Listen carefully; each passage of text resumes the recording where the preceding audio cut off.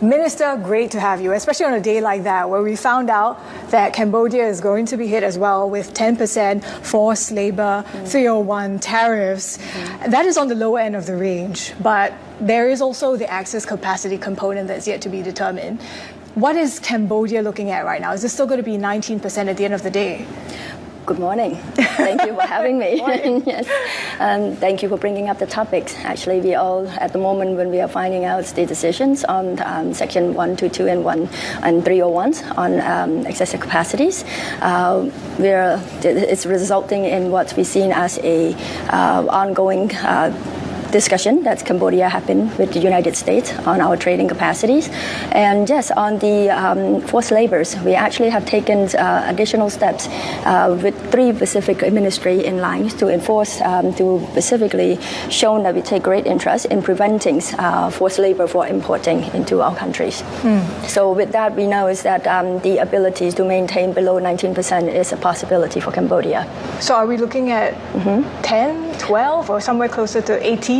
Within the range, that and also the fact that Cambodia is also on the negotiating path for a quotas systems with the United States as well, alongside with other few trading partners like Bangladesh, Indonesia, Malaysia, for specifically sourcing raw materials for garments from the United States and to be processed and re-imported back into the United States quota-free and duty-free on that sense. Does that make sense for Cambodia manufacturing and supply chains though?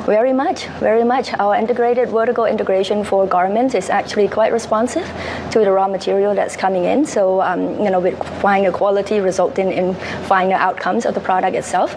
The sourcings, the more the better, and our ability to be able to adapt and actually reducing the final cost of the products is what allow Cambodia to remain competitive in this sense. What else is the U.S. requesting while these tariff negotiations are ongoing? Many are on trade and custom duties facilitations.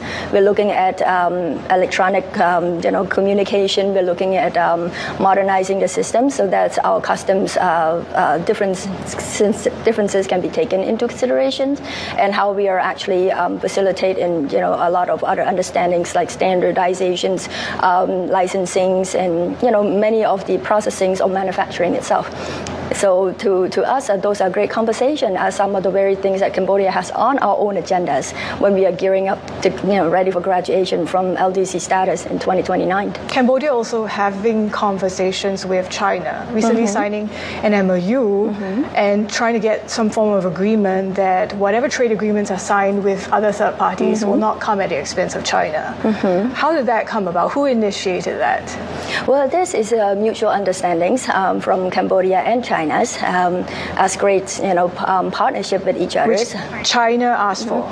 Yes, it was initiated by China with our participation in all of this. What's important is that it's a great thing you bring it up, because one great point I want to be able to share with you this morning is the fact that how Cambodia has always been remaining an open and reliable trading partners. So an MOU of such that we signed with China indicated how open and transparent we are, and how we take in serious considerations the interests of our trading partners, and to ensure that the sovereignty of Cambodia is also taken into account, and the sovereignties and the economic interests of our trading partners, all of our trading partners, are taken to interest, and this through a proper consultation. How is that going to work though? Because to not do things at the expense of China at a time where the U.S. is still Cambodia's largest export market, and if push comes to shove, what realistically can be done? Actually, a lot easier than you think. In the everyday manufacturing and process of everything, we see the incomings of it's both sides of interest. In fact, if you look specifically just at China's and United States as Cambodia's largest trading, import, and exporting market, it's actually a complementary complementarity of each other's. So one would not be infringed upon another's at all. Cambodia would be serving as a platform that allowing a lot of the processings and the mobilization of economic activities, especially on the garment and footwears and textile Pacific industry, to flow in back and forth all across. So I believe it's actually enhancing an integration instead. So not something that I would be worried in the way you have had projected it. So. What about worries given the border conflict, given how, trade is not coming in via the land border, and Cambodia did take in a lot of raw materials from Thailand prior to the conflict breaking out. How has Cambodian manufacturing adjusted?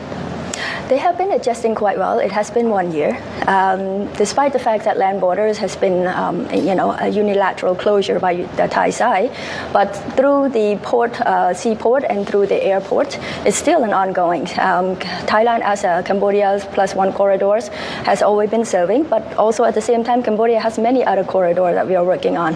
Whether it's with Vietnam and with Laos. So therefore, the trade routes is actually reconfigured itself, and we also diversifying our importing some markets as well. So that we see a rising trend. And, all of this is projected and indicated with our exporting numbers that still continue to be on the rise, which is surprising given the facts that surprising to the publics, but not to us. We have been. It's not enough to offset completely, though, right? What you're taking in from China or Vietnam in raw materials, because there's still quite a sizable reliance on Thai raw materials. Well, it's still the nearest is always the best, of course, and sourcing costs its logistic costs, and all of that. But at the same time, diversifying our importing markets has been serving us of great interest. With this, many other trading partners have been able to, lock into agreements with each other. So we are able to source far more. And what's important, we are sourcing from domestic right now. So that's what we are actually deeply integrating within and doing that vertical integration I mentioned earlier. Yes. How is all these near-term challenges, if we can put it that way, actually, maybe diverting from some of the longer-term reforms that Cambodia does have to undertake, because it loses least developed country status by 2029. Cambodia needs to start exporting higher value products, making higher value products. That being said, actually, LDC's graduation is not a finish line. It's actually a milestone. And for us, it's reflecting the hard-earned, and the sound policy that we have had all this time in order to achieve this particular milestone. So the next phase of growth for us is actually on, a domestic enhancement and competition in order to further integrate ourselves globally.